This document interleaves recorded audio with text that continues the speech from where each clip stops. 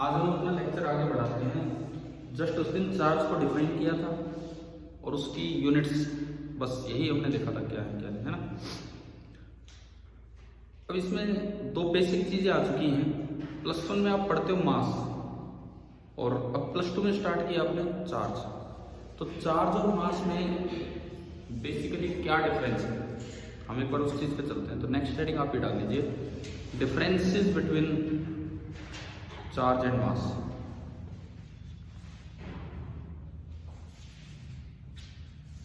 अगला हमारा टॉपिक है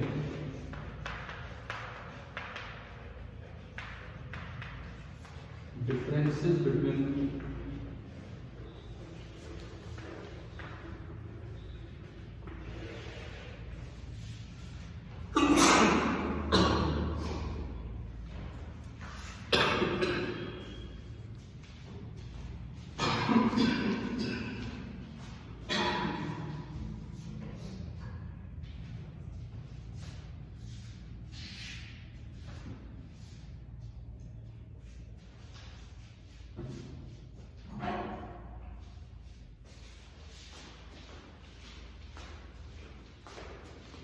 देखो कुछ जो भी दिमाग में है वो डिफरेंसेस हम पढ़ते चलते।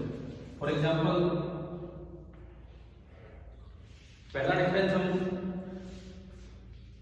इस हिसाब से लेके चलते हैं कि कौन सी चीज किस फोर्स के लिए रिस्पॉन्सिबल है।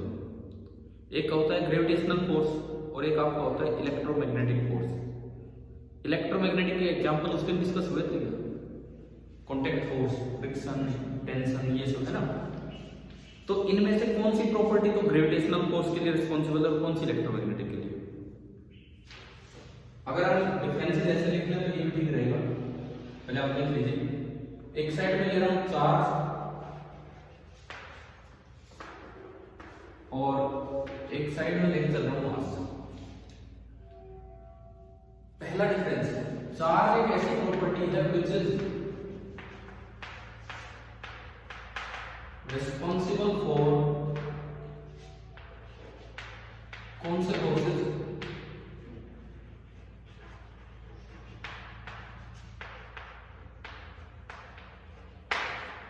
Electromagnetic forces. जबकि जो मास है दैट इज रिस्पॉन्सिबल फॉर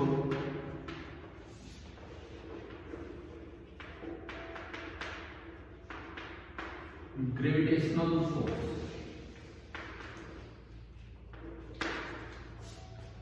किसी बॉडी के पास मास होगा तो ग्रेविटेशनल फोर्स लगा पाएगा, चार्ज होगा तो इलेक्ट्रोमैग्नेटिक फोर्स। दूसरी बात, और बताओ, आप बताओ कोई भी डिफरेंस जो दिमाग में आ रहा है मास चार्ज के बीच का। ठीक है, ये भी एक अच्छा सा डिफरेंस ले है। ये क्या है, सुनिए। डिफरेंस लिखने को तो हम ऐसे लिख देते हैं कि चार्ज इज इनवेरिएंट। इनवेरिएंट मतलब वो चेंज नहीं होगा with respect to the frames in relative motion. क्या मतलब इस बात का कि दो ऑब्जर्वर है, फ्रेम मतलब ऑब्जर्वर, दो अलग अलग ऑब्जर्वर है और उनके बीच में रिलेटिव मोशन है, मतलब एक रेस्ट पे है और एक मोशन में। दोनों किसी एक पार्टिकल को देख रहे हैं, उस पर चार्ज है, तो ये भी चार्ज की वैल्यू सेम बताएगा और ये भी सेम। ये सामने एक ऑब्जेक्ट है, इस पर चार्ज है। एक मैं ऑब्जर्वर हूँ जो रेस्ट पे होकर इसको देखता हूँ, एक है जो मूव करते हुए इसको देख रहे हैं। दोनों ऑब्जर्वर्स के लिए चार्ज की वैल्यू क्या रहेगी, बिल्कुल सेम। जबकि mass is variant with respect to the frames in relative motion। इसको मैं एक एग्जांपल से क्लियर करता हूँ कि क्या है। जैसे कई बार बच्चों के दिमाग में ये होता है कि मैं रेस्ट पे हूं तो मास अलग है और मैं भागने लग गया तो मास अलग हो गया। ये मतलब नहीं है इस बात का। मैं जैसा हूं वैसा हूं, मुझे देखने वाले एक साथ दो हैं, एक के लिए मैं रेस्ट पे हूं और एक के लिए मैं मोशन में हूं, तो दोनों के लिए मेरा मास अलग अलग होगा। समझ आ रही है क्या? जैसे अगर मैं एग्जांपल दूं, देखिए दो भाई हैं, एक शरीफ है, एक थोड़ा खतरनाक है। ये तो भाई स्पेसशिप लेकर चल पड़ा है, ठीक है, बहुत तेज लेकर भाग गया स्पेसशिप, मान लो लाइट की स्पीड से आधी स्पीड से लेकर भागा, बहुत तेज, ठीक है। ये शरीफ वाला भाई है राम, और ये जो बलराम, ठीक है, दो भाई थे। अब यहां पे कोई एक पार्टिकल रखा था, कोई भी एक पार्टिकल रखा है स्पेसशिप के अंदर। बलराम के लिए वो पार्टिकल रेस्ट पे है कि मोशन में है, बताओ? रेस्ट पे दिख रहा है, और राम के लिए वो पार्टिकल मोशन में। मतलब एक ही पार्टिकल को एक साथ दो लोग देख रहे हैं, एक के लिए वो रेस्ट में और एक के लिए वो मोशन में। These are two frames. Ram and Balaram are two observers, two frames in relative motion. These are two observers or two frames in relative motion. कैसे? एक के रिस्पेक्ट में दूसरा चल रहा है, ठीक है। These are two frames in relative motion. Frames in relative motion. इनके लिए मास तो दोनों कहेंगे कि अलग अलग है, मास तो वेरी करेगा, लेकिन चार्ज दोनों क्या कहेंगे? सेम।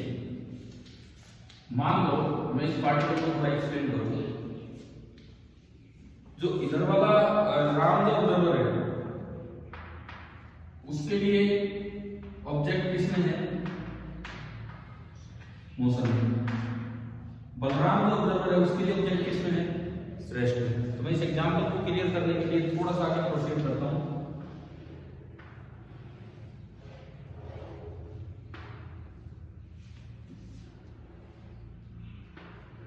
एक ऑब्जर्वर मैंने लिया राम, पहले मैं ऊपर बलराम लिखता हूं। अभी आजी एक ऑब्जर्वर हमने लिया बलराम, हाँ ठीक है, एक ऑब्जर्वर बलराम और एक राम, ये दो लिए। अगर मैं स्टेट की बात करूं, स्टेट ऑफ मोशन या रेस्ट, तो बलराम के लिए पार्टिकल रेस्ट पे है और राम के लिए जो पार्टिकल है वो मोशन में। बलराम के लिए पार्टिकल रेस्ट पे, राम के लिए वो मोशन में। कल आप आए थे, और कौन आए थे? इनमें से कोई आया था?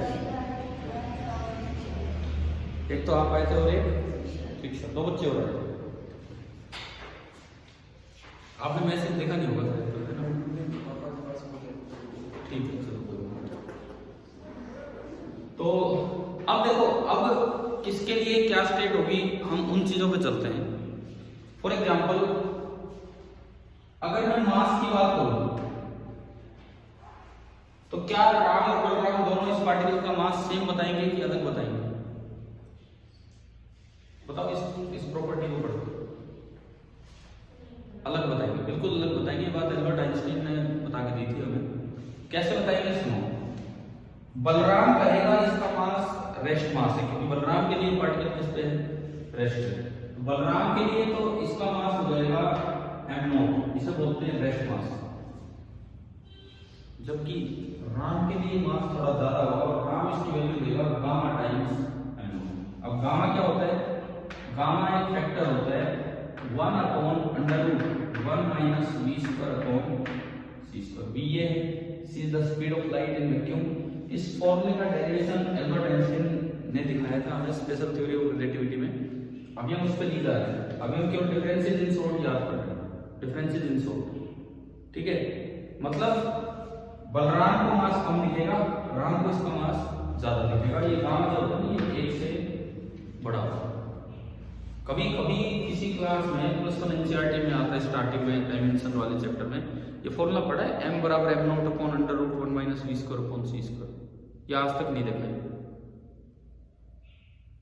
कभी +1 की एनसीईआरटी खोलिए क्या, unit and dimension starting chapter में क्वेश्चन है वहां। तो ये एक फॉर्मूला होता है। अब इसका मतलब ढंग से समझिए, एक ही ऑब्जेक्ट को दो लोग ऑब्जर्व कर रहे हैं, लेकिन उन दोनों के बीच में रिलेटिव मोशन है, एक रेस्ट पे है और एक मोशन में। एक के लिए वो ऑब्जेक्ट रेस्ट पे है और एक के लिए ऑब्जेक्ट मोशन में है। तो जिसके लिए वो ऑब्जेक्ट रेस्ट में है वो मास कम बताएगा और जिसके लिए वो ऑब्जेक्ट मोशन में है वो मास थोड़ा ज्यादा बताएगा। क्लियर है? लेकिन जो चार्ज है ना वो दोनों क्या बताएंगे? सेम।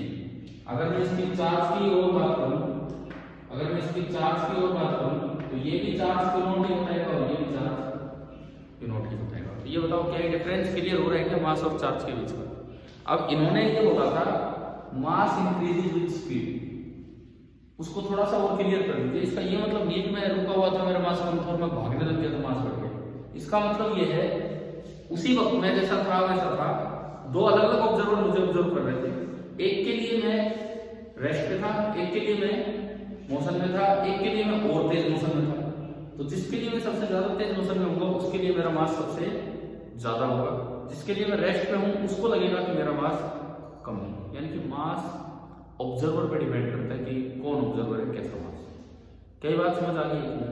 अभी तक आज तक हम ये चीज पढ़ते ही नहीं है। हमें तो ये बताया जाता है कि मास क्या है? कांस्टेंट। मास को इस तरह की चीजों पर डिपेंड नहीं करता, जबकि असली बात ये है कि वो डिपेंड करता है। क्या ये दूसरा डिफरेंस क्लियर हो गया आपको? क्लियर है ना सभी को? अब मैंने कल आपके उस मतलब वो जो असाइनमेंट आपको दिया था फर्स्ट, उसमें ट्रू फॉल्स टाइप एक स्टेटमेंट दी है, पढ़ना एक बार।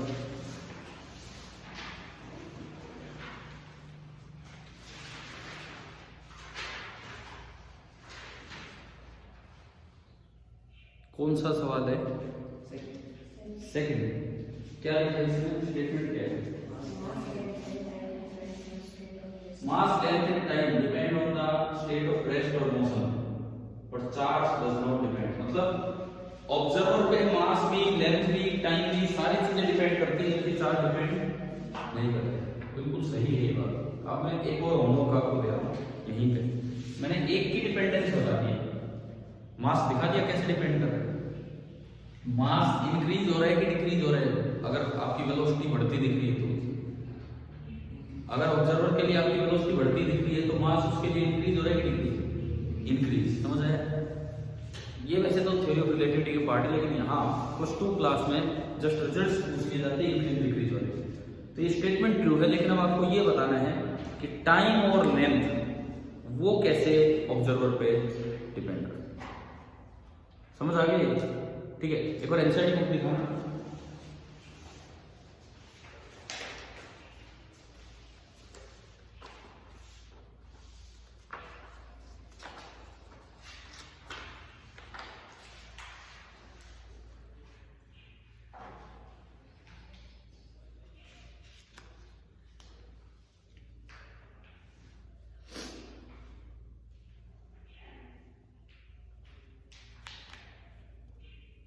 ये पॉइंट का एक हल्का सा जिक्र इन्होंने कर रखा है points to ponder, point number 6 में, पेज नंबर 45 है ना।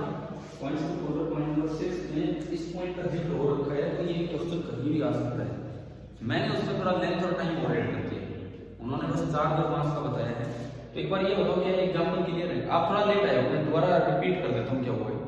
हमने आज की शुरुआत की differences between charge and mass से।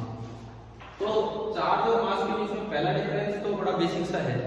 मास वो प्रॉपर्टी है जो किसके लिए रिस्पॉन्सिबल होती है? For gravitational force between two particles. एक पार्टिकल दूसरे पार्टिकल को ग्रेविटेशनल फोर्स से अट्रैक्ट कर रहा है, that is possible only because of their masses. Mass नहीं होता तो ये नहीं हो पाता। दूसरी डिफरेंस की बात इन्होंने स्टार्ट करवाई इस असाइनमेंट में। इन्होंने कहा कि मास इंक्रीजेज विद वेलोसिटी। मैंने उसी को क्लियर किया है कि अगर एक ही चीज को देखने वाले दो ऑब्जर्वर है, जिसके लिए वो पार्टिकल रेस्ट पे होगा उसके लिए मास कम होगा और जिसके लिए वो पार्टिकल मोशन में होगा उसके लिए उसका मास ज्यादा होगा। लेकिन चार्ज दोनों के लिए क्या होगा? सेम होगा। मैंने अभी बताया एनसीईआरटी पॉइंट्स टू पॉन्डर में आपने पढ़ा हो तो जिक्र है ना इस चीज का थोड़ा बहुत, ठीक है। पॉइंट्स टू पॉन्डर क्या होते हैं?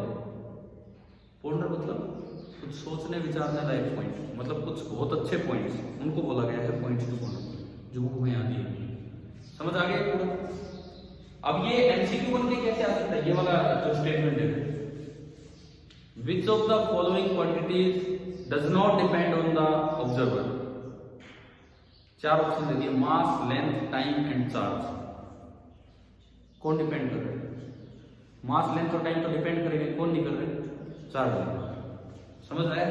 ठीक है, तो आप एक बार ये कैसे करके पता लगा के लाना कि लेंथ और टाइम कैसे डिपेंड करता है। ठीक है, नहीं तो फिर मैं आपको बताऊंगा कैसे। नहीं तो लाइट की स्पीड से तो कोई चल ही नहीं सकता है, आप आधी स्पीड से चला लो। ठीक है, तो जस्ट आपको ये बतानी है कि लेंथ बढ़ेगी कि कम होगी, टाइम इंटरवल बढ़ेगा कि कम होगा, बस। ठीक है, चलते हैं आगे बढ़े। तीसरा डिफरेंस, नेक्स्ट डिफरेंस आप बताओ कोई और डिफरेंस मास और चार्ज।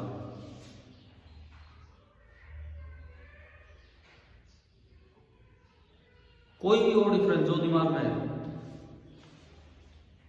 देखो आपके एसआई सिस्टम में मास एक फंडामेंटल क्वांटिटी है, बेस क्वांटिटी है एमएलटी, जबकि चार्ज एक डेराइव्ड क्वांटिटी है। +1 में पढ़े कि बेस क्वांटिटी और डेराइव्ड क्वांटिटी दो तरह की क्वांटिटीज होती है।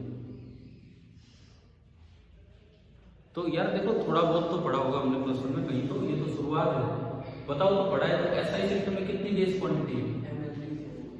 कितनी है बस ये बताओ। 7। ये आज तक नहीं पढ़ा क्या हमने यार? 7 बेस क्वांटिटी आपको तो फिर याद भी नहीं होगी कौन कौन सी।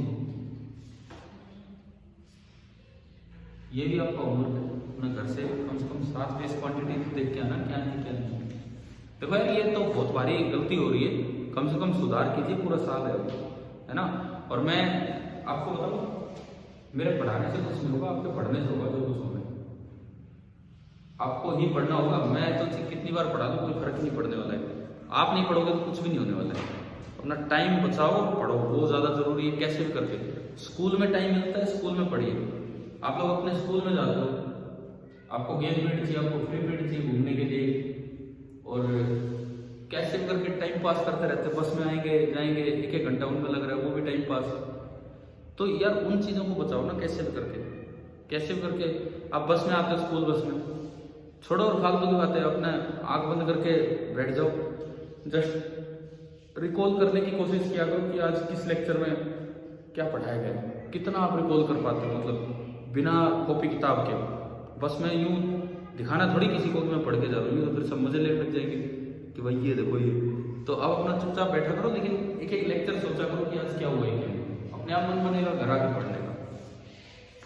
ठीक है, तो तीसरा डिफरेंस आप लिख लो जो मैंने बताया है। इधर तो लिखना चार्ज की side, it is a derived quantity in SI unit. It is a derived quantity in SI unit. और मास की तरफ लिखिए, it is a base quantity. Mass की तरफ लिखिए, it is a base quantity in SI unit. एक side derived quantity, एक side base quantity, base या फंडामेंटल। अब ये दिमाग में रखना, मैंने एक काम तो आपको दिया है, लेंथ और टाइम कैसे डिपेंड करता है। वैसे देखो हम आपके स्कूल से पीछे चल रहे हैं, आपके स्कूलों में सारी जगह ट्वेल्थ स्टार्ट हो चुकी है, क्या सभी की इलेक्ट्रोस्टैटिक से शुरुआत हुई है ना। तो हो सकता है कि ये चीजें आपने पढ़ रखी है, एक बार जाके पता लगाओगे अपने आप को पता लग जाएगा। हम तो अभी स्टार्टिंग की थी इस तरह से। अगला डिफरेंस और बताओ, कोई डिफरेंस, कोई भी और डिफरेंस जो दिमाग में आए।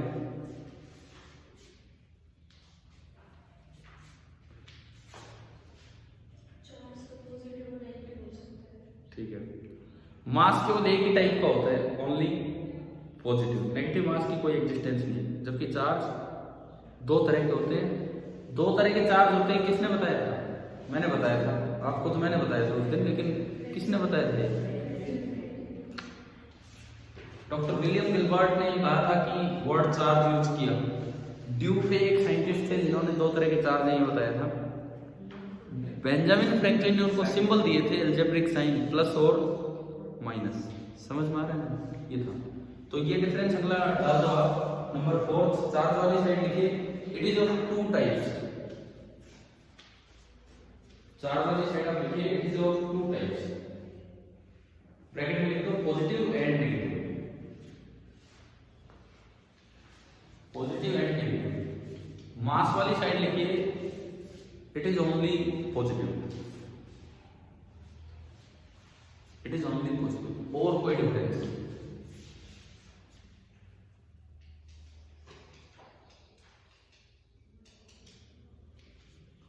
एक बड़ा बेसिक सा डिफरेंस ये है, ये जो चार्ज है ना, ये बिना मास के हो नहीं सकता। अगर किसी पार्टिकल का रेस्ट मास 0 है, it can never be charge. लेकिन मास बिना चार्ज के एग्जिस्ट कर सकता है। जैसे न्यूट्रॉन है, न्यूट्रॉन के पास चार्ज होता है? नहीं होता, लेकिन मास तो होता है। और प्रोटॉन के पास चार्ज है, तो इसके पास पहले क्या होना चाहिए? मास। समझ में आ गया? तो इस साइड पे देखो, चार्ज वाली side, it can not exist without mass.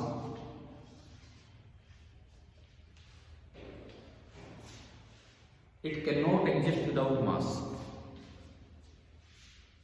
और दूसरी साइड देखिए, it can exist without charge.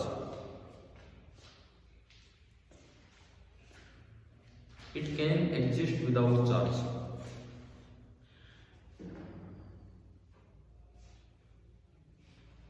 हाँ भाई, क्लियर हुआ ना ये डिफरेंस? कितने हो गए डिफरेंस?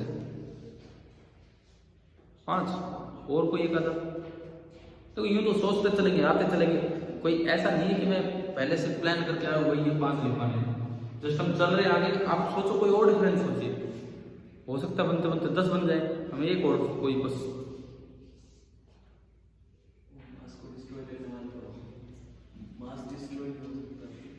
ये आपने उल्टा बोल दिया। चार्ज डिस्ट्रॉय नहीं हो सकता है। एक आइसोलेटेड बॉडी का चार्ज कभी खत्म नहीं हो सकता है।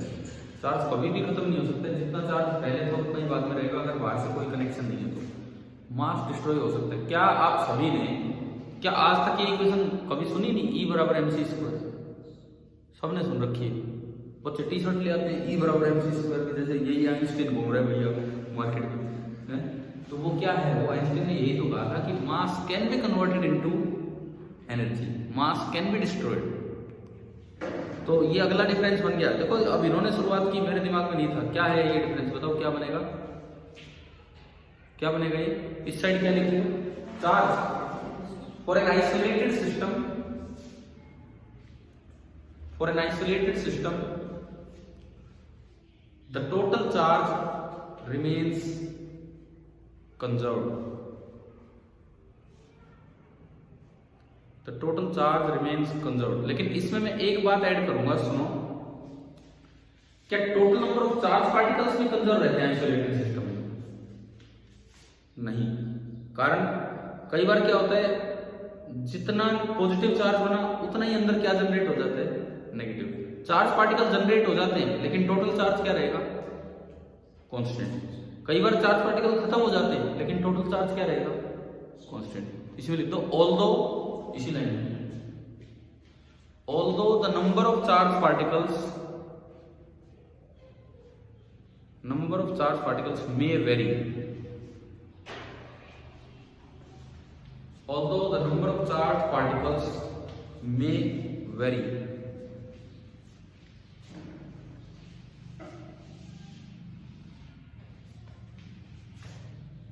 दूसरी साइड क्या बनेगा? Mass of an isolated system, mass of an isolated system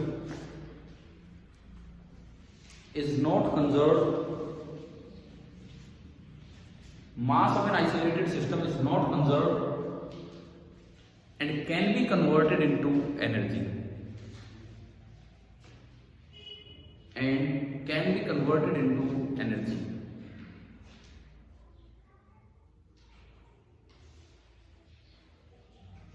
bracket में लिख दो E बराबर mc स्क्वायर। मतलब ये जो रिलेशन थी इसने हमें ये सिखाया था, आइंस्टीन की इक्वेशन है ये। अब ये केमिस्ट्री वाले ना कई बार ऐसी बेवकूफ बनाते रहते हैं। अब +1 में जब आते हो तो सिखाते रहेंगे कंजर्वेशन ऑफ मास रिएक्शंस में, इधर जितना मास था उतना ही मास उधर करवाते हैं ना ऐसा। फिर वो यूं भी कह देते हैं ये रिएक्शन एक्सोथर्मिक है। एक्सोथर्मिक मतलब इसमें एनर्जी भी रिलीज हुई है, बोले मास भी कंजर्व है, एनर्जी भी रिलीज हुई। कोई पूछो भाई कैसे होगी फिर एनर्जी? भाई भगवान जाने, बॉन्ड टूट गए, बॉन्ड बन गए, उससे हो गया, ये हो गया, वो हो गया, वो उनका एक अपना असल में जो फैक्ट है वो ये है, जब भी कभी किसी रिएक्शन में एनर्जी रिलीज होगी, हमेशा कुछ मास कन्वर्ट हुआ होगा और किस में गया होगा, एनर्जी में। एक्सोथर्मिक रिएक्शन आपकी जो होती है ना, एक्सोथर्मिक वर्ड समझते हो, जिनमें एनर्जी रिलीज होती है, हमेशा रिएक्टेंट का मास ज्यादा मिलेगा और प्रोडक्ट का मास थोड़ा सा कम, परंतु वो इतना कम होता है इसीलिए केमिस्ट्री वाले उसे लगभग इक्वल कर देते हैं। तो अभी ये बात समझ आ गई ना, वो एग्जैक्टली मास कंजर्वेशन ट्रू नहीं होता है, क्योंकि वहां कुछ पार्ट मास का किस में गया होता है, एनर्जी में, लेकिन वो नेग्लेजिबल मास कन्वर्ट होता है। देखो एक बार रिलेशन पे ध्यान दो, E बराबर m इंटू सी स्क्वायर। m थोड़ा सा भी हुआ तो भी एनर्जी बहुत हो जाएगी। c कितना होता है, 299, 792, 458 मीटर पर सेकेंड, मतलब लगभग 3 के आगे 8 जीरो पढ़ा है ना हमने। तो उसका स्क्वायर करोगे तो बहुत ही खतरनाक होगा। जरा सा भी मास गायब हुआ है तो अच्छी खासी एनर्जी रिलीज होगी, इसीलिए वो मास डिफेक्ट को इग्नोर कर देते हैं, इतना मास गायब हुआ। क्या डिफरेंस समझ आ गया है?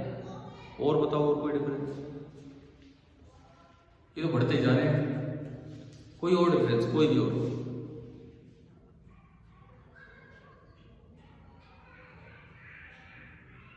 चलो ये एक नया डिफरेंस होगा आपके लिए, मैं बताता हूँ, सुनो इधर।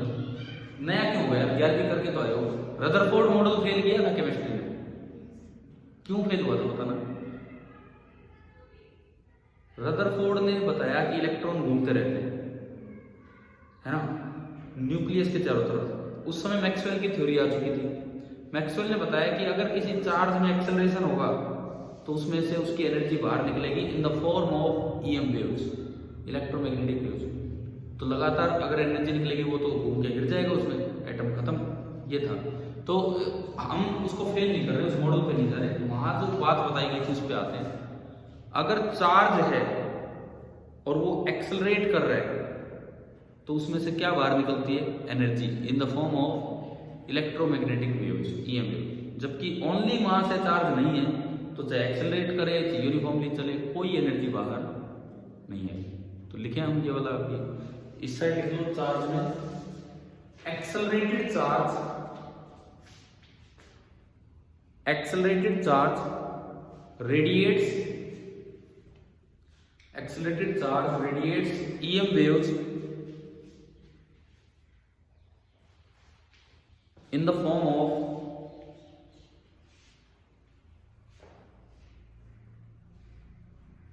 energy। एक्सेलरेटेड चार्ज से ईएम वेव निकलती रहती है, किस तरह से, क्या बाहर आती है दरअसल, एनर्जी बाहर आती है और कुछ नहीं। इसको आप यूं लिख सकते थे, radiates energy in the form of EM waves. बात एक ही है। दूसरी साइड आप लिखिए एक्सेलरेटेड मास, ब्रैकेट में लिख देना न्यूट्रल। न्यूट्रल मतलब जिसपे कोई चार्ज नहीं है। एक्सेलरेटेड मास ब्रैकेट में neutral does not radiate EM waves, does not radiate EM waves. ये ईएम वेव क्या होती है, इलेक्ट्रोमैग्नेटिक वेव क्या होती है? आप मुझे नजर आ रहे हो, मैं आपको नजर आ रहा हूं, this is possible because of the EM waves. Harshit आप नजर आ रहे हो, आप में से लगातार ईएम वेव्स बाहर आ रही है, आपकी बॉडी के अंदर चार्ज पार्टिकल एक्सेलरेट कर रहे हैं, उनसे ईएम वेव बाहर आ रही है, वो मेरी आंखों तक आती है, उससे हम ये देख पा रहे हैं। ठीक है, अब कुछ सेक्शन होता है, कुछ पार्ट होता है जो विजिबल रीजन है हमारे लिए, हमारी आंखों के लिए, लगभग 400 नैनोमीटर से 750-800 नैनोमीटर के आसपास तक का, वो है विजिबल। इसके अलावा ईएम वेव तो बहुत है, हीट वेव होती है, हीट वेव भाई हम देख नहीं पाते उसको, लेकिन हम टच करके तो पता लगा देते हैं कि ये चीज गर्म है। सांप तो देख लेते हैं, एक पतीला गर्म रखा है, सांप को पता लग जाएगा दूर से ही, उसको दिख जाती है हीट वेव निकलती है, हमें नहीं दिखती। वो अपनी अपनी बॉडी का वो है कि किस तरह से।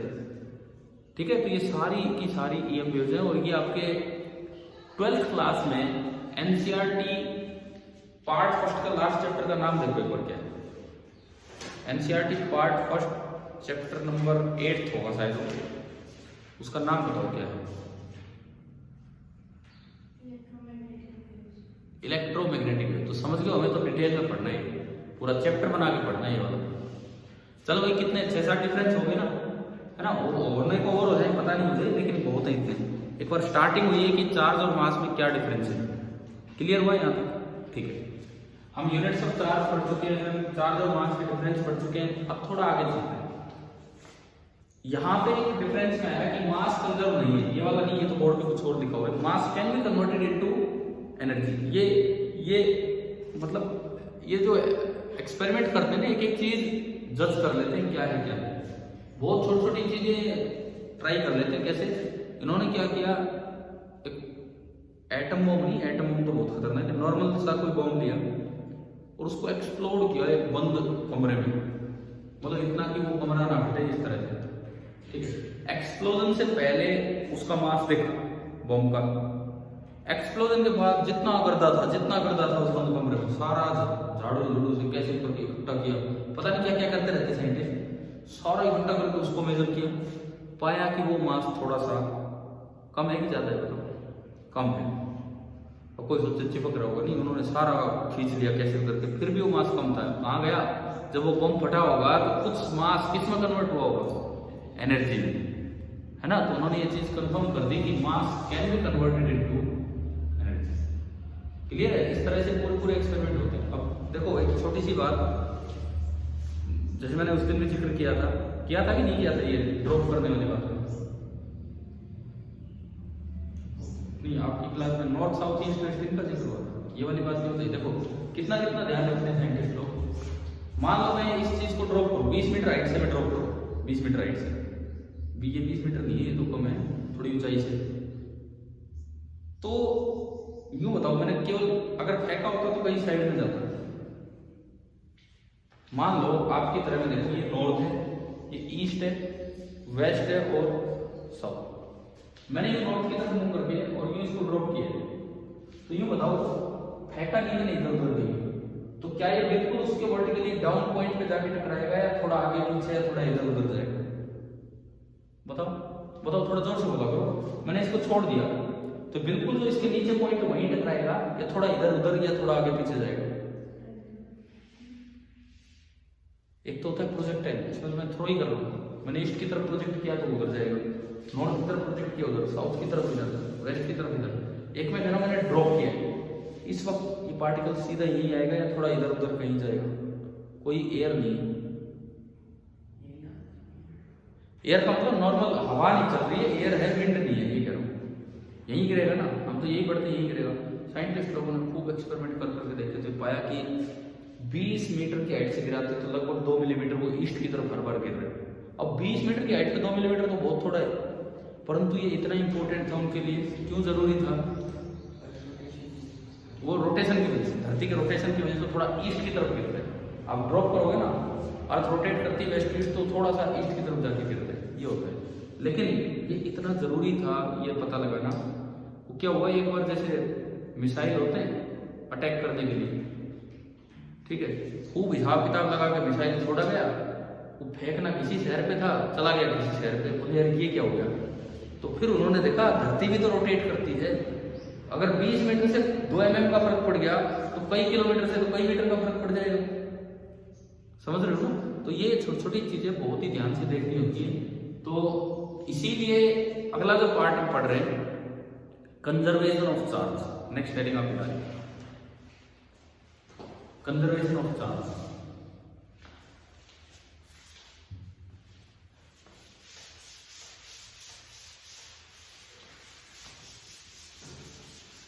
आप एक चीज दिमाग में बैठो, कूलम्ब्स लॉ से पहले कितना चैप्टर है? काफी चैप्टर है।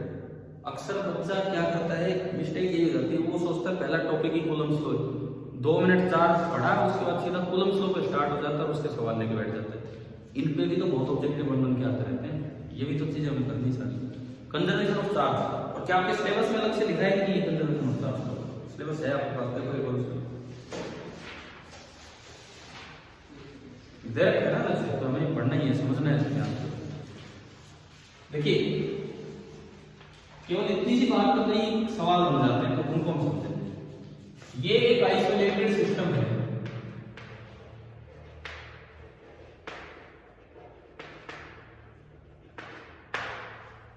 ये एक आइसोलेटेड सिस्टम है और इसके अंदर कोई चार्ज पार्टिकल था, मान लो सपोज टोटल चार्ज था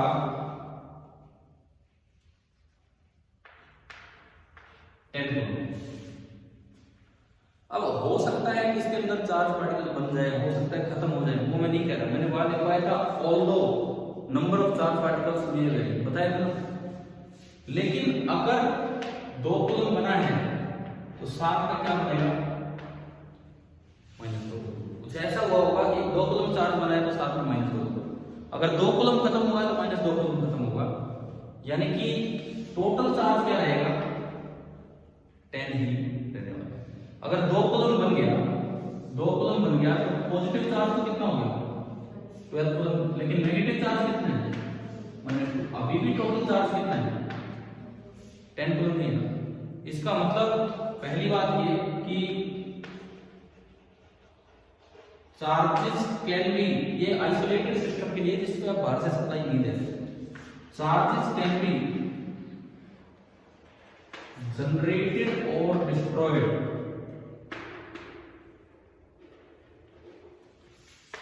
बट इन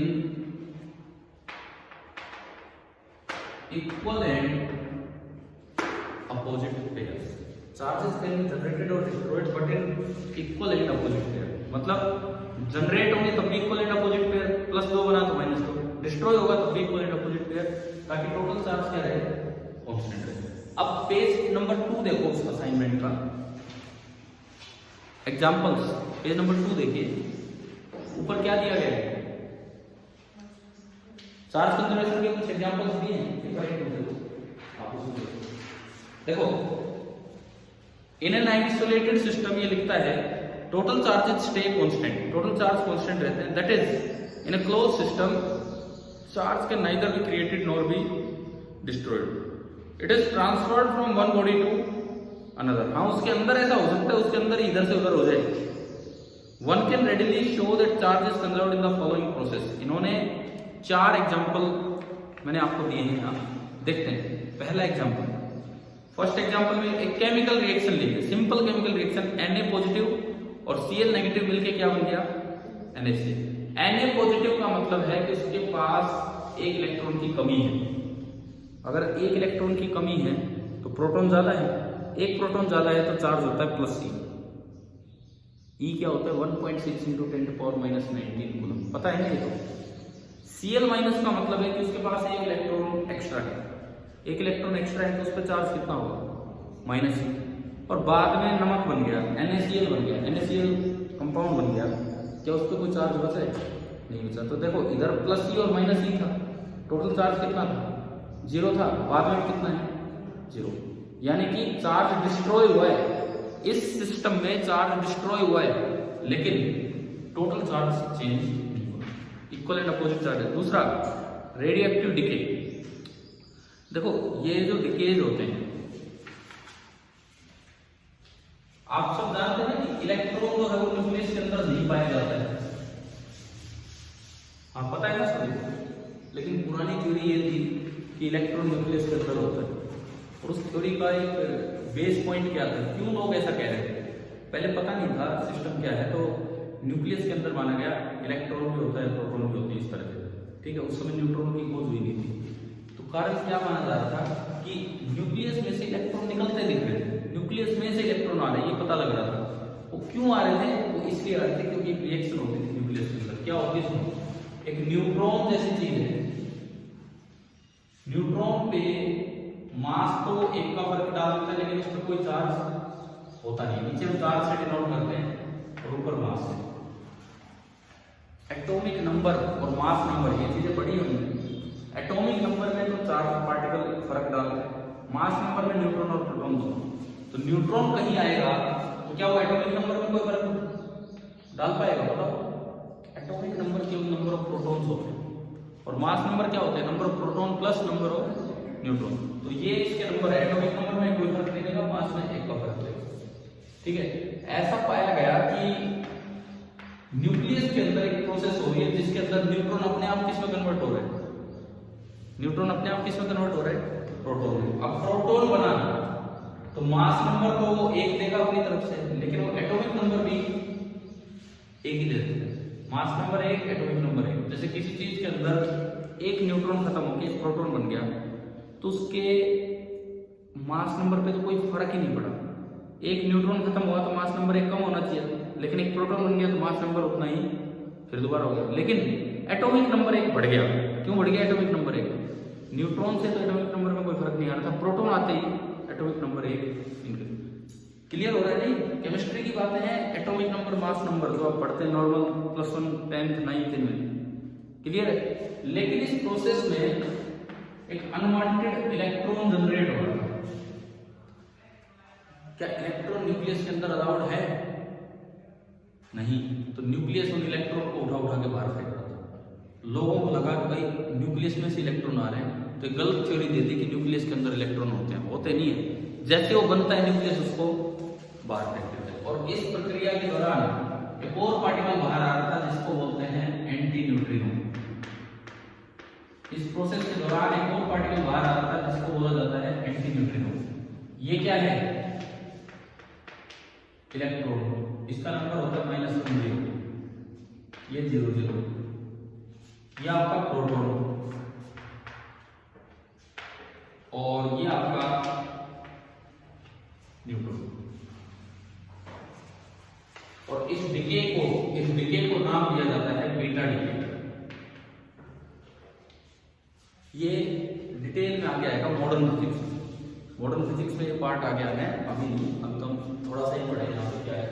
अब जैसे इन्होंने रिएक्शन करवाई यूरेनियम 92, ऊपर देखो यहाँ पे यूरेनियम 92, उससे थोरियम और हीलियम ये बना, ये अल्फा डिके। छोड़ो आप इतना डिके में हम नहीं जा रहे थे, हम केवल ये बीटा डिके वाली इक्वेशन देख रहे हैं। इसमें इनके बारे में समझिए क्या क्या है। ये न्यूट्रॉन है, ये किस में कन्वर्ट हुआ? प्रोटॉन में। साथ में क्या बन गया? इलेक्ट्रॉन। और एक एंटी न्यूट्रिनो जिसमें कोई चार्ज होता नहीं है। तो आप देखो चार्ज कंजर्व्ड है कि नहीं? पहले टोटल चार्ज कितना था रिएक्शन से पहले? रिएक्शन से पहले टोटल चार्ज कितना था न्यूट्रॉन पे? 0। रिएक्शन के बाद टोटल चार्ज कितना है? एंटी न्यूट्रिनो पे चार्ज होता नहीं है, प्रोटॉन पे +E चार्ज होता है और इलेक्ट्रॉन पे -E। तो टोटल चार्ज कितना है? 0। समझ गए ना? चार्ज बने लेकिन इक्वल एंड अपोजिट पेयर में बने, एक पॉजिटिव नेगेटिव। ये एक बड़ा स्पेशल पार्टिकल है, ये ध्यान रखना। कोई आपसे पूछे कि इस पे चार्ज क्यों नहीं होता, क्योंकि इसका मास कितना है? 0। और हम आज ही पढ़ के आए क्या बिना मास के चार्ज एग्जिस्ट कर सकते हैं? पढ़ा था ना आज एक डिफरेंस में। मास हो सकता है तो चार्ज होगा, अगर मास नहीं है तो चार्ज कभी भी नहीं हो सकता। तो आपसे पूछा जाए न्यूट्रिनो या एंटी न्यूट्रिनो जैसे पार्टिकल्स पे कभी चार्ज हो सकता है, तो आंसर क्या होगा? No, because they do not have mass. इनके पास मास नहीं है इसलिए चार्ज नहीं हो सकता। ठीक है। तीसरा दूसरे में जो सेकंड एग्जांपल है वो अल्फा डिके है। तो जब डिकेज के टाइम आएंगे तब पढ़ेंगे, अभी नहीं। आप चाहो तो इसमें लिख सकते हैं अल्फा, बीच में जो एरो लगाए ना इसके ऊपर, एरो के ऊपर आप लिख लो यूरेनियम के आगे जो एरो लगाए कि दिस इज अल्फा डिके। जैसे भी जितना भी लिख पाओ अल्फा डिके। तीसरी प्रोसेस इन्होंने चार्ज कंजर्वेशन की दी है एनहिलेशन। एनहिलेशन का मतलब होता है मास गायब होना। एनहिलेशन का मतलब होता है मास गायब होना। तो ये एक प्रोसेस थी एनहिलेशन प्रोसेस।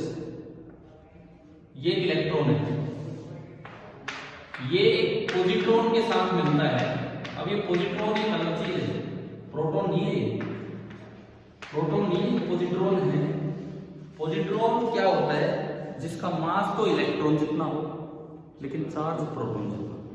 मास इलेक्ट्रॉन जितना लेकिन चार्ज प्रोटॉन जितना। समझ गए? समझ में आ रहा है? ये इलेक्ट्रॉन है, ये पॉजिट्रॉन है। इसका भी मास होता है, इसका भी मास होता है।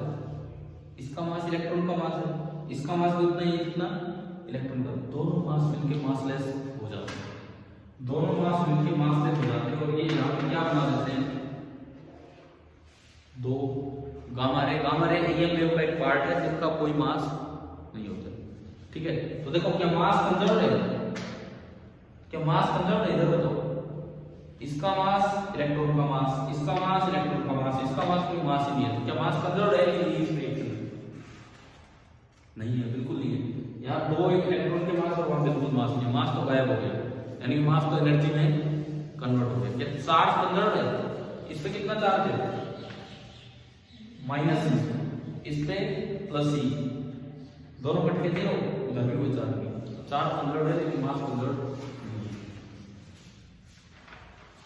इस प्रोसेस को बोल देते हैं एनिहिलेशन।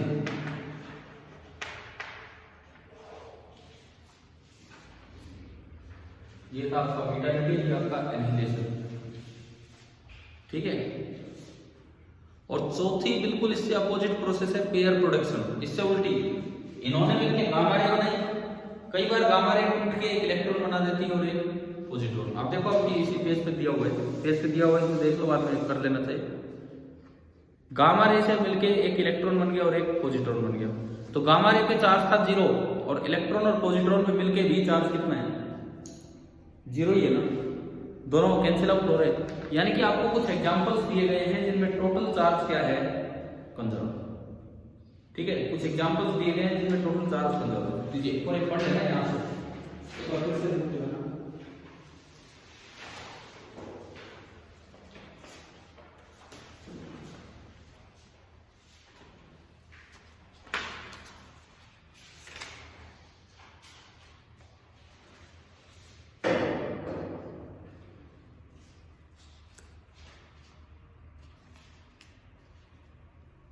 अब जो आपको मैंने कुछ और सवाल दिए हैं, आप इनकी कोशिश करेंगे यहाँ से कहीं से भी आंसर ढूंढ के लाने की। अभी हम लेकिन थोड़ा और आगे बढ़ रहे हैं।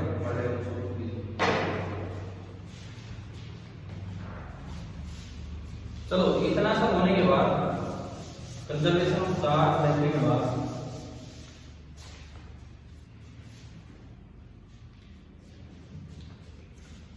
अब हम चलते हैं कुछ प्रॉपर्टीज और देखें। एक बार चार्ज के बारे में कुछ चीजें हम कवर करें। तो नेक्स्ट हेडिंग आप डालिए प्रॉपर्टीज ऑफ चार्ज।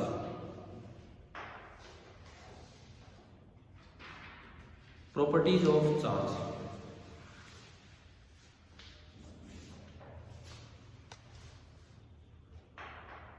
देखिए क्या क्या प्रॉपर्टीज है, कुछ पढ़ चुके हो। हमने पढ़ा कि चार्ज दो तरह के होते हैं।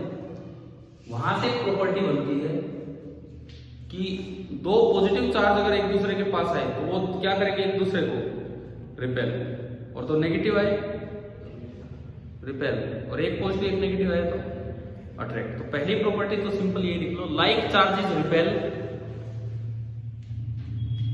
Like charges repel and unlike charges attract each other. Like charges repel and unlike charges attract each other.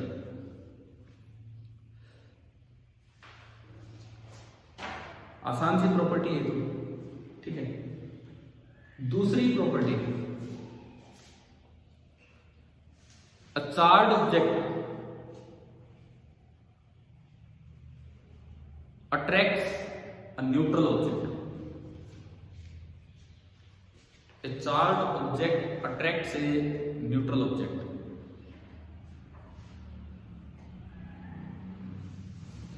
ये कैसे बनी जाती है? जैसे लाइक अनलाइक तो अट्रैक्ट करते हैं, लेकिन चार्ज ऑब्जेक्ट न्यूट्रल को कैसे अट्रैक्ट करेगा? इसकी कोई एक्सप्लेनेशन आप दीजिए, इसकी कोई भी एक्सप्लेनेशन।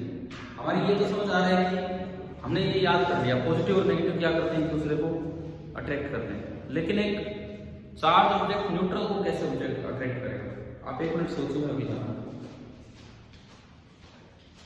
तो इसका क्या रीजन हो सकता है?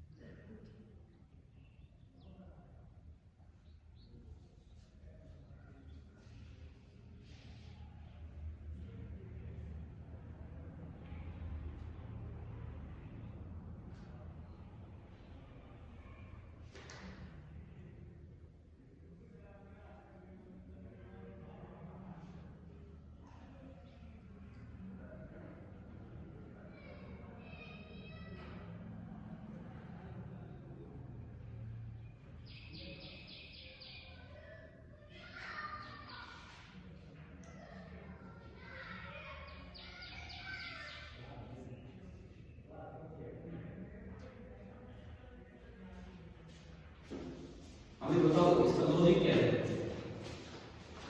मतलब सच में ऐसा होता भी है कि मेरी बात तो है, तो इसका लॉजिक क्या है? क्या हमने देखा है कि चार्ज ऑब्जेक्ट न्यूट्रल ऑब्जेक्ट को अट्रैक्ट करे? देखा भी है कि नहीं? ये दोनों अभी न्यूट्रल है, ठीक है, ये दोनों अभी बिल्कुल न्यूट्रल है। कोई एक बच्चा आ गया हो, कोई भी, अरे आप आ जाओ, आप आ जाओ, एक ही बात है, कोई तो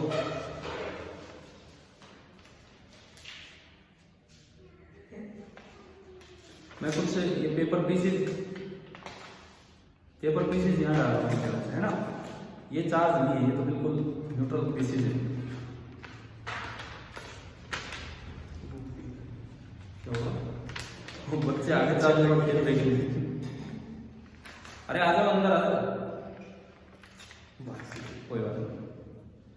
ये हमने कुछ इसमें भी सामने रखो, ये हमने कुछ पेपर पीसेज रखे हैं, ठीक है। अब ये इसको मैं चार्ज कर रहा हूँ। एक सिंपल मेथड ऑफ चार्जिंग होता है कि रबिंग से, तो हम यूं करने की जरूरत नहीं है, आप सिंपल जैसे करते हो उस तरह से अपने रबिंग कीजिए, ठीक है। इससे क्या होता है, कंगा चार्ज हो जाता है। क्यों होता है वो भी हम सीखेंगे। चार्ज हुआ, अब देखो ये क्या हो रहा है, हो रहा है कि नहीं हो रहा है? ये तो मतलब सिंपली हमने क्या किया, एक बार मैं फिर से बता देता हूँ। ये न्यूट्रल पार्टिकल है, यहाँ न्यूट्रल ऑब्जेक्ट है, ये अभी चार्ज नहीं है, इसको सिंपल न्यूट्रल ही रखा है, सिंपल न्यूट्रल ही रखा है, ये चार्ज नहीं है। अब मैंने इसको सिंपल रबिंग करके चार्जिंग की और कुछ नहीं की। ये देखो ये क्या हो, समझ रहे हो नहीं? बहुत आसानी से पता लग रहा है कि चार्ज ऑब्जेक्ट न्यूट्रल ऑब्जेक्ट को अट्रैक्ट कर रहा है। आपके पेपर में एक सवाल है, उसमें CPP 1 में एक बार देखना, कोई होगा कि कौन से फोर्स स्ट्रॉन्ग है, इलेक्ट्रिकल या ग्रेविटेशनल, है एक सवाल, क्वेश्चन नंबर 6। इस एक्सपेरिमेंट से जवाब दो, कौन से फोर्स स्ट्रॉन्ग है, इलेक्ट्रिकल या ग्रेविटेशनल? जस्ट इस एक्सपेरिमेंट को देख के आप जवाब दीजिए कि कौन से फोर्स स्ट्रॉन्ग है, इलेक्ट्रिकल या ग्रेविटेशनल।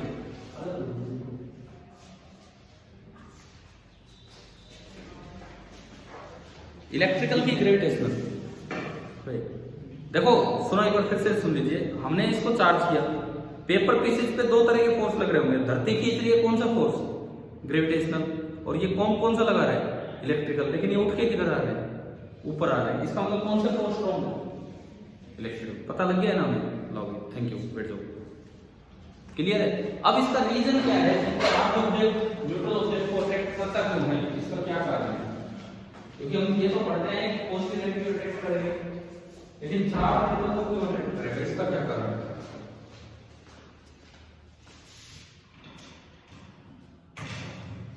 इसका कारण भी सुन लो आप। ये जो आपने दूसरी प्रॉपर्टी लिखी, इसको थोड़ा सा मैं एक्सप्लेन कर देता हूं। मान लो ये कोई न्यूट्रल ऑब्जेक्ट है और ये आप लेके आए हैं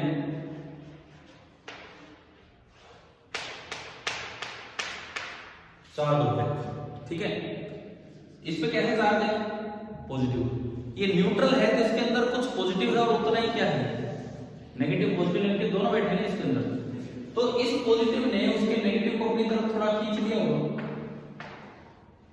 क्योंकि पॉजिटिव नेगेटिव को क्या करेगा, अट्रैक्ट, और पॉजिटिव को रिपेल। तो पॉजिटिव ने पॉजिटिव को रिपेल किया होगा, क्लियर, ठीक है। अब देखो ये जो पॉजिटिव है इसके पास, अच्छा ये जो प्रोसेस हुई ना सेपरेशन ऑफ चार्ज, ये जो सेपरेशन ऑफ चार्ज हुआ है इसकी वजह से इस प्रोसेस को नाम दिया जाता है कि ये क्या हुआ है, क्या बोलते हैं इसे, इंडक्शन। कौन सा इंडक्शन, पूरा नाम है इलेक्ट्रोस्टैटिक इंडक्शन। इस प्रोसेस का पूरा नाम है इलेक्ट्रोस्टैटिक इंडक्शन। चार्जेस सेपरेट हो जाना। क्या चार्ज सेपरेट होने से बॉडी चार्ज होगी कि न्यूट्रल है? अभी न्यूट्रल है, इसमें कोई बाहर से लेन देन तो हुआ ही नहीं, पूरा चार्ज तो अब भी जीरो ही है। लेकिन अब देखो पॉजिटिव के नेगेटिव पास आ गया, पॉजिटिव नेगेटिव को अट्रैक्ट करेगा कि रिपेल, अट्रैक्ट। पॉजिटिव को अट्रैक्ट करेगा कि रिपेल, रिपेल। लेकिन जैसे ग्रेविटेशनल फोर्स लो होता है, ऐसे कूलम्ब फोर्स हम पढ़ेंगे आगे। दूरी कम है तो फोर्स ज्यादा होगा, इनवर्सली प्रोपोर्शनल टू r² आता है सभी में। आप सभी ने कूलम्ब लॉ तो पढ़ भी लिए, पहले अपने स्कूल में जैसे भी है ना, तो ये पॉजिटिव नेगेटिव को अट्रैक्ट करेगा, पॉजिटिव पॉजिटिव को रिपेल करेगा, लेकिन पॉजिटिव नेगेटिव को ज्यादा अट्रैक्ट करेगा क्योंकि ये पास है और वो दूर है। तो ये फोर्स अट्रैक्टिव फोर्स ज्यादा है, रिपल्सिव फोर्स कम है, तो बताओ नेट फोर्स कैसा होगा? अट्रैक्टिव। इसीलिए चार्ज ऑब्जेक्ट न्यूट्रल ऑब्जेक्ट को क्या कर देता है? अट्रैक्ट कर देता है। क्या समझ आ गया है? अब ये छोटी सी एक्टिविटी थी और मे भी आपने छोटी क्लास में पढ़ते तो हमेशा आते हैं ऐसा होता है ऐसा होता है, तो बच्चे की करने की हिम्मत 12वीं तक भी नहीं होती कई बार। कल मैंने आपको नॉर्थ साउथ ईस्ट वेस्ट बताया था, आज अपने घर पे जाकर अपने छोटे भाई बहन को ये करके दिखा देना, ठीक है ना? अरे और कुछ नहीं, आपकी प्रैक्टिस होगी, उन्हें भी फिजिक्स समझ में आएगी कि क्या है क्या नहीं, ठीक है? ये इसमें एक्सप्लेन कर दो कि क्यों उसने अट्रैक्ट किया था, इलेक्ट्रोस्टैटिक इंडक्शन की वजह से। ये बड़ा बना है छोटा बना, ये जो एफ अट्रैक्टिव है ये ज्यादा होगा किससे? F repulsive.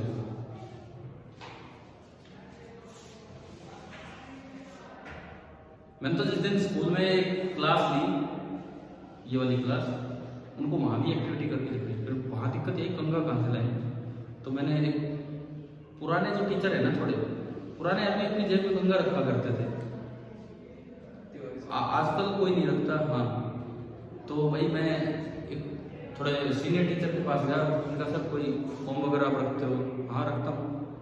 जेब में से इतना बड़ा कंगा निकाला है मैं तो सोचता था जेब में तो छोटे कंगे रखते होंगे, जेब में से इतना बड़ा कंगा निकाला, बोले ये लो जी, मैं बच्चे पूछ लगे सर किन से मांग के लाए, किन से? मैं बीच में गया था, किन से मांगा है, किन से मांगा है? तो मैंने कहा एक सीनियर टीचर, आप आइडिया लगाओ। तो उन्होंने ऐसे टीचर का नाम ले दिया जिसके सर पे बाल ही नहीं है। मैंने कहा वो कंगा क्यों रखेगा भाई तो इस तरह से ही है। चलो कोई नहीं, ये एक्टिविटी तो समझ आ गई ना आपको क्या है, सिंपल सी तो एक्टिविटी थी। अब इससे एक और कंफ्यूजन क्रिएट हो गया, सीजीपी ने ना देखता हूं इस तरह का सवाल इसमें है कि नहीं। हाँ, क्वेश्चन नंबर 7 का सवाल पढ़िए, क्वेश्चन नंबर 7 पढ़िए।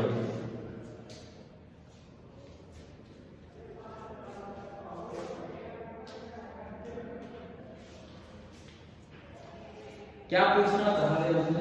यही पूछना चाह रहे हैं। Positively charge glass rod attract an object suspended by a non conducting thread. पूछा is the object definitely negatively charge और पॉसिबली नेगेटिवली चार्ज। क्या ऑब्जेक्ट पे डेफिनेट तब बुलाए तो आए नहीं, अब आ रहे हो, चलो बताओ इसका जवाब। एक पॉजिटिवली चार्ज बॉल ने ना ग्लास रॉड ने एक सस्पेंडेड न्यूट्रल बॉल को, ना न्यूट्रल नहीं बोला इन्होंने, बस ये बोला कि उसको अट्रैक्ट किया है। तो बताओ दूसरी बॉल पे पक्का नेगेटिव चार्ज होगा या हो सकता है नहीं हो सकता है? क्या आंसर है?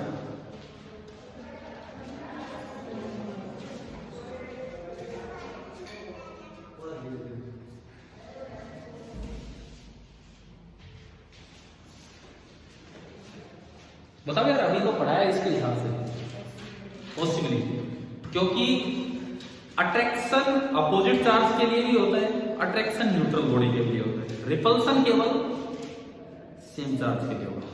अगर ऐसा होता ना कि उसने उसको रिपेल कर दिया, देन डेफिनेटली उस पर पॉजिटिव चार्ज होता। अगर इसने उसको अट्रैक्ट किया है, इसका मतलब पॉजिटिव के अपोजिट उस पर नेगेटिव भी हो सकता है या फिर वो न्यूट्रल भी हो सकता है। समझ आ गया? तो ये पॉइंट कंक्लूजन दे रहा है हमें ये क्वेश्चन, क्या? Repulsion is the sure test to check whether object is charge और not.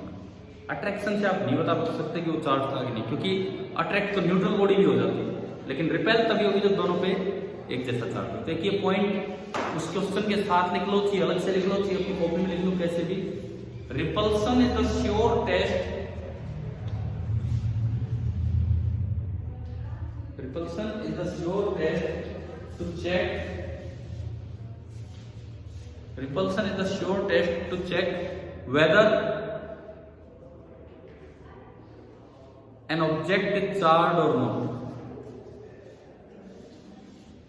whether an object is charged or not।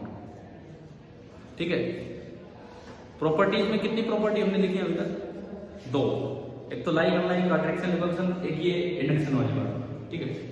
अगली चीज सुनो, एक और बहुत अच्छी सी प्रॉपर्टी है जिसको बोलते हैं, बहुत ही सिंपल सी प्रॉपर्टी कि चार्ज इज एडिटिव एल्जेब्रिकली। मतलब चार्ज को कभी कंपेयर करना हो ना, कंपेयर करना हो, प्लस माइनस हटा के कंपेयर करना है। -9 कूलम चार्ज बड़ा है कि -1 कूलम? मैथमेटिक्स कहता है कि -9 बड़ा है, लेकिन आपको चार्ज जब कंपेयर करना है माइनस प्लस हटा के करने, तो कौन? मैथमेटिक्स कहता है -9 छोटा है, बट चार्ज में -9 कूलम बड़ा होगा। -9 कूलम बड़ा है कि 5 कूलम बड़ा है? -9। लेकिन अगर आपको ऐड करने हो तो उनको विद साइन ऐड करना होगा। नेक्स्ट प्रॉपर्टी आप ये लिखिए, charges are compared without sign, but added with sign. Compared without sign but added with sign. उनको कंपेयर तो बिना साइन के किया जाता है, लेकिन ऐड जो किया जाएगा वो साइन के साथ ऐड किया जाएगा। ठीक है। बेंजामिन फ्रैंकलिन का क्या कारण था पॉजिटिव और नेगेटिव सिंबल देने का? यही कारण था। उसने देखा अगर इक्वल अमाउंट में दो तरह के चार्ज ले रहे हैं तो बॉडी न्यूट्रल होगी, और कोई कारण नहीं था बेंजामिन ने क्यों प्लस माइनस दिए। बेंजामिन ने देखा वो तो कुछ और भी बोल सकता था, नॉर्थ इनको बोल दो, साउथ इनको बोल दो, जैसे मैग्नेट नहीं बोलते हैं नॉर्थ पोल साउथ, कुछ भी बोल सकते थे। लेकिन उन्होंने देखा दो equal amount of opposite charge लेने पे दोनों एक दूसरे का इफेक्ट कैंसिल आउट कर रहे थे, तो बोले यार फिर तो मैथ्स के प्लस माइनस ठीक रहेंगे, ताकि कोई जोड़े तो अपने आप क्या आ जाए, जीरो आ जाए। समझ आए? ठीक है। अगली प्रॉपर्टी, ये हम पीछे पढ़ भी चुके हैं। देखो एक दो प्रॉपर्टी हम पढ़ चुके हैं। चार्ज कंजर्व पढ़ चुके हैं, चार्ज ऑब्जर्वर पे डिपेंड नहीं करता है, पढ़ लिया। एक दो प्रॉपर्टी तो ये होगी, दोबारा लिखने की कोई जरूरत नहीं है ना इसमें। अब जो एक प्रॉपर्टी जो हमने नहीं पढ़ी है वो है, इसकी हेडिंग डाल दो, मैं हेडिंग दिया आप ऐसे लिखो, electric charge is quantized.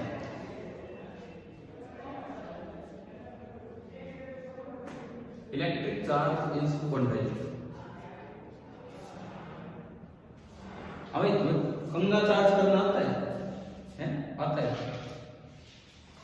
कंगा charge करना आता है? ये मैं घर पे थोड़ा बहुत करता रहता, देख लेते हैं। मैंने कहा कंगे को चार्ज करके दिखाओ, लो जी हो गया चार्ज, चेक करके दिखाओ, चेक हो गया इस तरह से। तो ये तो छोटी छोटी एक्टिविटीज है। एक्चुअली ये तो बहुत छोटे बच्चे हैं, अभी ने क्या पता चार्ज क्या होता है, लेकिन जब कभी जैसे बड़ी क्लासेज में आएंगे तो कुछ चीजें रिलेट हो पाएंगी उन चीजों से। और ऐसा नहीं है कि इन्होंने ये सीखा है, ये सब आपने भी कर रखा होता है। इस तरह की बातें तो सब करते रहते हैं। जैसे बचपन में बच्चे दो चुंबक ले लेंगे, चलते रहेंगे दूर दूर, और वो दीवार के भिड़ जाओ पलट जाती है, वो अट्रैक्ट हो जाता है। तो वो तो खेलते रहते हैं, लेकिन जब बड़े होते हैं तो पता लगता है कि लाइक पोल तो रिपेल करते हैं और अनलाइक पोल अट्रैक्ट। तो सारी चीजें इसी तरह से चलती है। क्वांटाइजेशन का क्या मतलब है? क्वांटाइजेशन का मतलब है कि स्टेप्स में बढ़ना, स्टेप्स में बढ़ना, इसे बोलते हैं क्वांटाइजेशन। चार्ज जब भी बढ़ेगा ना, ऐसे बढ़ेगा, मतलब क्या, या तो किसी चीज का चार्ज 0 ही होगा, या प्लस माइनस ई होगा, या प्लस माइनस 2e होगा, या plus minus Ne, where E is the electronic charge. ठीक है। हम नेक्स्ट टाइम ये क्वांटाइजेशन ऑफ चार्ज से अपना कंटिन्यू करते हैं, लेकिन आप होमवर्क सुनिए, CQP 1 पूरा अटेम्प्ट करके लाएं एनसीईआरटी बुक की मदद से, जो भी आपको जहां से पढ़ना हो। क्या उसमें कोई सवाल गोल्डली इलेक्ट्रोस्कोप पे है? क्या उसमें कोई भी क्वेश्चन दिया है गोल्डली इलेक्ट्रोस्कोप पे? GLE है क्या कहीं जिक्र? कौन से में? क्वेश्चन नंबर थर्ड में। तो ये बुक में आपका GLE है, पेज नंबर 4 पे GLE दिखा रखा है, ये गोल्ड इलेक्ट्रोस्कोप बना के दिखा रखा है पेज नंबर 4 पे। तो ये एटलीस्ट अपना देख के ट्राई करना है। दूसरी बात, ये है basic properties of electric charge. अभी मैंने मेथड्स ऑफ चार्जिंग में नहीं आया, हालांकि मैंने चार्ज करके दिखा दिया आपको रबिंग से, पर मैं मेथड ऑफ चार्जिंग पे आऊंगा दोबारा। इसके बाद आपका ये है basic properties of electric charge. पहला लिखता है एडिटिविटी ऑफ चार्ज, पढ़ लिया हमने। दूसरा कंजर्वेशन ऑफ चार्ज, पढ़ लिया। क्वांटाइजेशन अभी पढ़ेंगे, 3 ही प्रॉपर्टी है। देन उसके बाद इसमें आ जाता है कूलम्स लॉ। तो हमारी एक और क्लास जाएगी कूलम्स लॉ से पहले। एक और क्लास हमारी जानी कूलम्स लॉ से पहले, तो आप एटलीस्ट यहाँ तक घर से कूलम्स लॉ से पहले जहाँ तक टॉपिक 1.5 है कुछ पढ़ के आने की कोशिश करें, क्या समझ आता है क्या, है ना। CPP 1 अपना ट्राई कीजिए। चार्जिंग के जो मेथड है बाय इंडक्शन, इंडक्शन क्या होता है मैंने बताया। अब इससे चार्जिंग कैसे होती है ये मैं आपको बताऊंगा अगली क्लास में। तो अगली क्लास में हम कूलम्स लॉ से पहले तक का सारा काम पूरा कर लेंगे, और हो सके तो एनसीईआरटी लेके आओ नेक्स्ट लेक्चर में, ठीक है। और फिनिश कर रहा हूँ आज की क्लास। बस ये बताओ, घर जाके करके देखोगे एक बार या नहीं। अब आपको ये और पता लगाना है, मैं इसमें एक और काम आपको दे रहा हूँ। ये जो कंगा हमने चार्ज किया था, इस पे नेगेटिव चार्ज आया था कि इस पे पॉजिटिव चार्ज आया था। चार्ज तो कैसा भी हो, न्यूट्रल को तो क्या करेगा, अट्रैक्ट करेगा। ये कंगे पे नेगेटिव चार्ज आता है कि पॉजिटिव, कहीं से भी कैसे भी आपको पता लगे तो अपना देखिए, ठीक है। कल मिलते हैं, शाम को आओगे सुबह आओगे, मर्जी आपकी, आपको जब ठीक लगे उस समय। मैं देखो मैं और कोई बैच नहीं ले रहा हूँ, केवल ये एक ही बैच में ले रहा हूँ, बिकॉज इसका एक रीजन है यार। ये पीछे जैसे मैं जो बैचेस लेता रहा हूँ, कंक्लूजन सा ऐसा निकला है, बच्चा 6-6 घंटे तो अपने स्कूल में पढ़ के आ रहा है, फिर मेरे पास पढ़ने आ रहा है, वो पढ़ ही नहीं रहा है, वो सेल्फ स्टडी कर ही नहीं रहा है। लेकिन कुछ एक आप में से कुछ पेरेंट्स ने बोला कि कीजिए, कंटिन्यू कीजिए, इसलिए मैंने बैच स्टार्ट किया है। लेकिन आप पढ़ोगे नहीं तो कोई रिजल्ट नहीं आने वाला, और कोई रिजल्ट ही नहीं आएगा तो यार फिर फायदा क्या है। आप इतना ही तो टाइम अपने स्कूल में लगा रहे हो, इतना ही टाइम यहाँ। देखो ठीक है, बहुत जरूरी है ट्यूशन व्यूशन आपके लिए, लेकिन जितनी देर ट्यूशन पे आते हो उससे डबल टाइम अपना घर जाके दिया करो उस सब्जेक्ट को। आप कैसे मैनेज करते हो अपना टाइम, कैसे मैनेज करते हो? जस्ट एक हम 5 मिनट बात कर रहे हैं, कैसे मैनेज करते हो बताओ? सुबह कितने बजे उठ जाते हो? बस का हॉर्न सुन के उठते हो तो 5 बजे उठ जाते हो, ठीक है। ये भ्रमण थोड़े दिन के लिए चीज छोड़ दो, 1 साल के लिए प्रातःकालीन भ्रमण 1 साल के लिए इसे स्थगित कर दीजिए, क्योंकि वही 1 घंटा है हमारे पास पढ़ने का, उसमें हम ये कर रहे हैं, कुछ फर्क नहीं पड़ेगा। हेल्थ तब भी मेंटेन हो जाएगी बाद में, 1 साल से फर्क नहीं पड़ेगा।